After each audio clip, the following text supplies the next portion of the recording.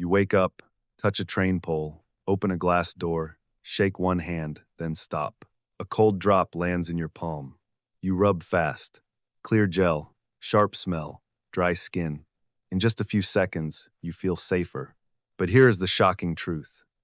Invisible germs changed everyday human behavior on a massive scale, and a small bottle became one of the strongest symbols of fear, control, and modern life. Today, we are not just talking about soap in a bottle. We are opening the secret history of hand sanitizer. Where did it come from? Why did people trust it so quickly? And how did a medical tool become a daily habit for millions? This story moves through hospitals, panic buying, empty shelves, and the strange modern moment when people use sanitizer without even thinking. And near the end, there is one surprise most people never notice. The bottle in your bag is not only about health, it is also about the world you live in now. Chapter 1. Origin. Picture a busy hospital many years ago. Metal beds, white lights, fast footsteps. A nurse moves from one patient to another. There is no time to walk to a sink again and again. Hands must be clean. Quickly, that simple problem helped create a new answer. For most of history, people cleaned hands with soap and water. That worked, but it needed a sink, clean water, and time. In many medical places, those three things were not always easy to get in the right moment. So experts began looking for something faster. The answer was alcohol. Not the kind for a party, the kind that can kill many germs fast. A germ is a tiny living thing that can make people sick. You cannot see it, but it can still move from skin to skin, object to object, body to body. That idea changed everything. Because once people truly believed danger could sit on a doorknob or a handrail, they started to see the whole world differently. Pause for a second. A chair is just a chair, until you imagine what touched it before you. Early hand sanitizer was not glamorous. It was practical, useful, medical.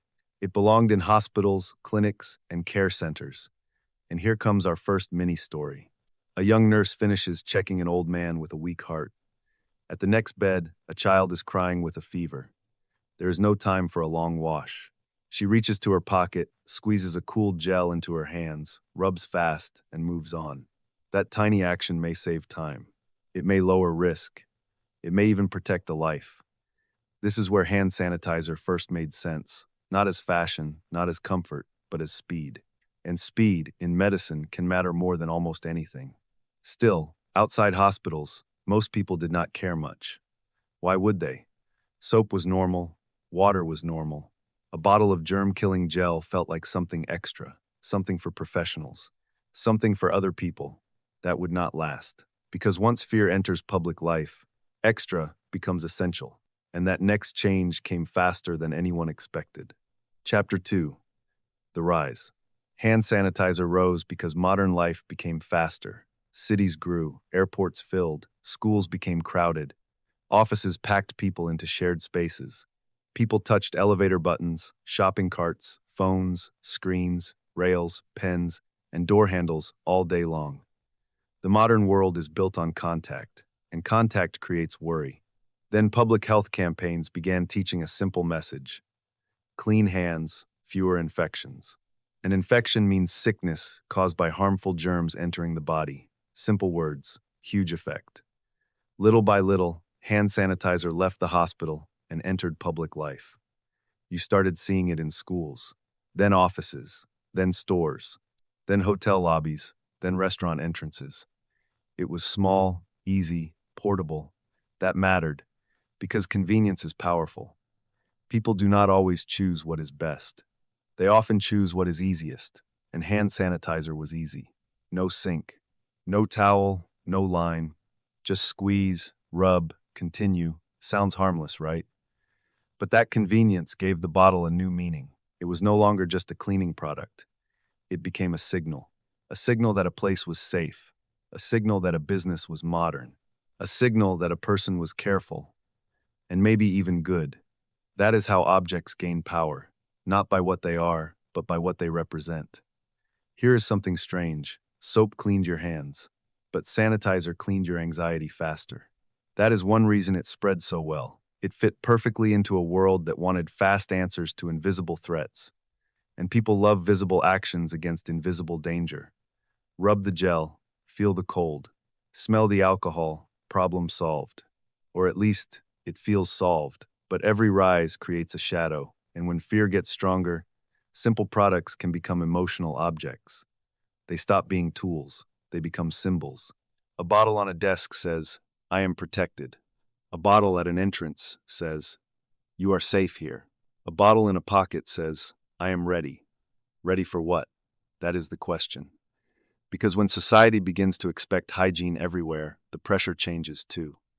Miss it once, and people notice. Forget it once, and you feel exposed. A new habit was forming, quietly, quickly, deeply. And then came the dark turn.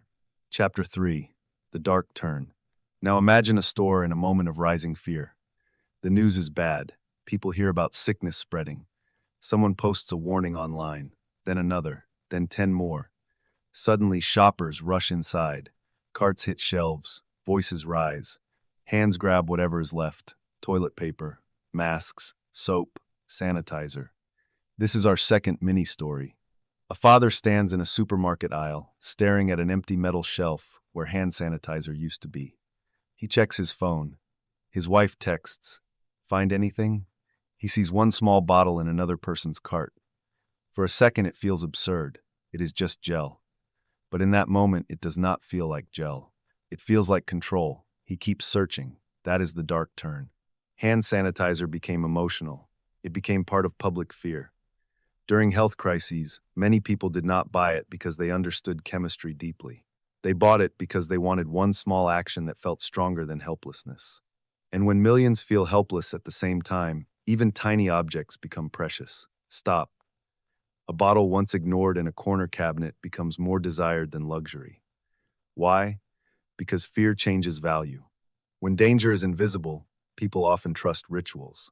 And sanitizer became a ritual.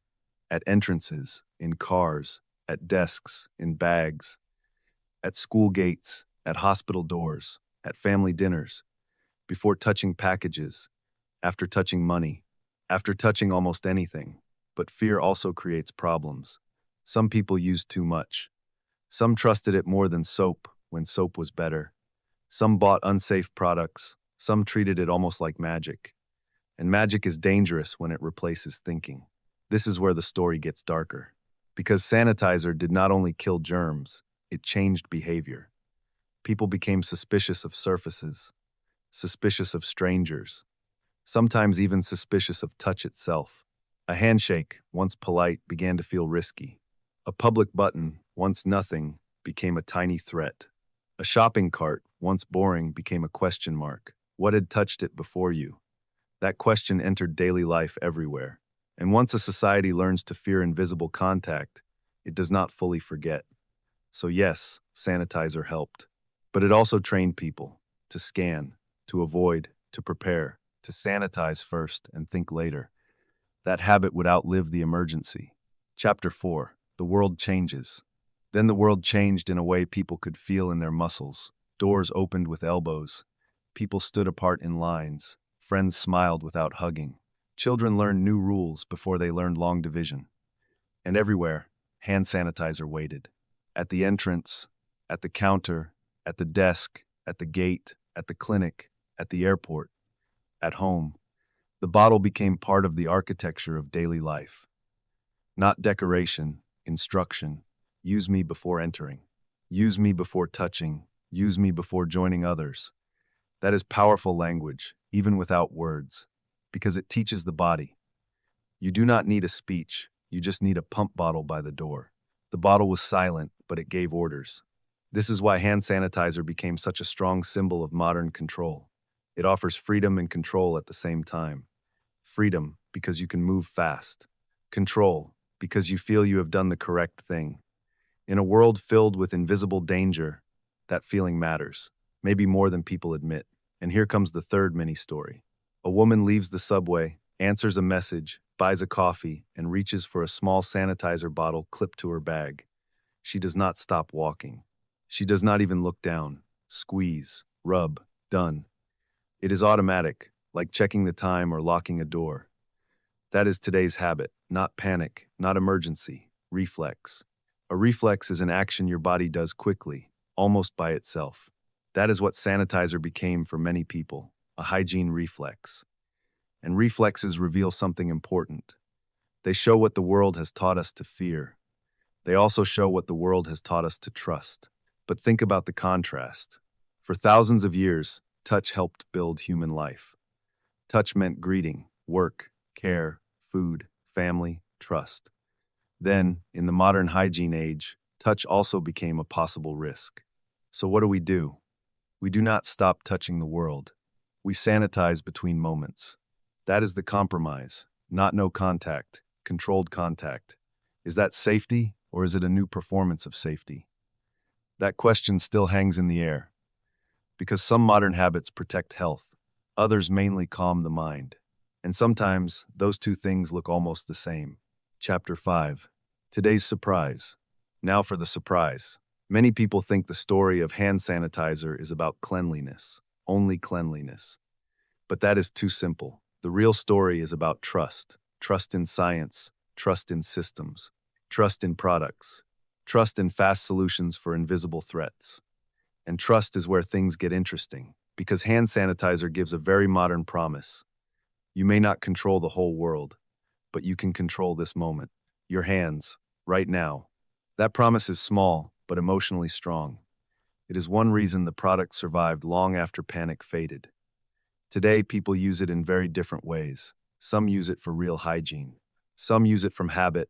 Some use it because everyone else is watching. Some use it because it feels wrong not to. And here is the deeper surprise. Hand sanitizer often works like a social signal as much as a health product. A social signal is a visible action that tells others something about you. I am clean.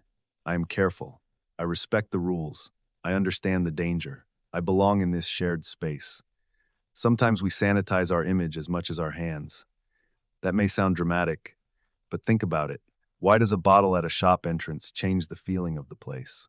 Why do people notice when it is missing? Why do some people rub their hands even when they touched almost nothing? Because sanitizer is not only chemistry now, it is culture, it is behavior, it is memory. It carries the memory of crisis, urgency, and adaptation. And maybe that is why this little bottle feels bigger than it is. It reminds us that modern life is full of invisible systems, invisible germs, invisible risks, invisible rules, invisible pressure. Yet we answer them with visible rituals. Tap, pump, rub, continue. That is the secret history of hand sanitizer, not just a cleaning gel. A modern object shaped by medicine, fear, convenience, and the deep human need to feel safe in an unsafe world. Ending. So the next time you use hand sanitizer, stop for 1 second, look at the bottle, look at your hands, and ask yourself, are you cleaning danger or calming the feeling of danger? Maybe both. That is what makes this story so powerful. A small object, a huge emotional role. From hospital halls to supermarket panic, from emergency tool to daily reflex, hand sanitizer became a quiet symbol of our age. It tells the story of a world that wants to move fast, stay clean, and control what it cannot see. And that may be the real secret. If this story made you look at ordinary things in a new way, the next video should be easy. Would you watch The Secret History of Tissue or The Secret History of Mouthwash? Choose your next secret.